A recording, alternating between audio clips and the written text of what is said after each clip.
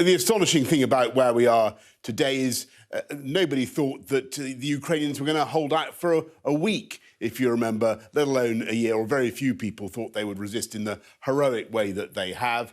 And it's absolutely crucial that we give them the supplies, the support they need. I pay tribute to the government, Prime Minister, Defence Secretary, what they're continuing to do. And the UK remains way out in front. It's one of the big donors to Ukraine, not just of humanitarian assistance, but of that crucial military assistance. And what I'm saying now is that when it comes to things like fighter jets, of course, what the Ukrainians want is F-16s. As it happens, we don't have F-16s, we do have Typhoons. I think there's an argument for the UK breaking the ice and giving them some Typhoons. If it's a question of training people up to use those machines, then we can do that. It would be a historic mistake by the Chinese. I was very concerned to see what Wang Yi was doing yesterday in Moscow. I think, you know, it would be a big mistake. Why does China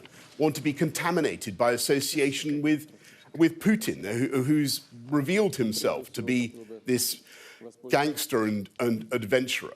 I think it would be a big mistake by China. But what it shows is the urgency of us giving the Ukrainians what they need to succeed this year and to make sure that 2023 is the year of victory. I think the stakes are very high. I think that in the sense, as we discussed earlier, I just think there is a real risk that if Putin can manufacture any kind of success out of this, then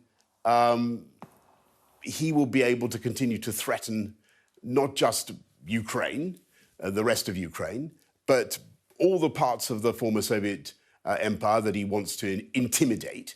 And everybody else around the world will draw the conclusion, Mark, that aggression pays off and that borders can be changed by force. This is an absolutely critical moment for the world.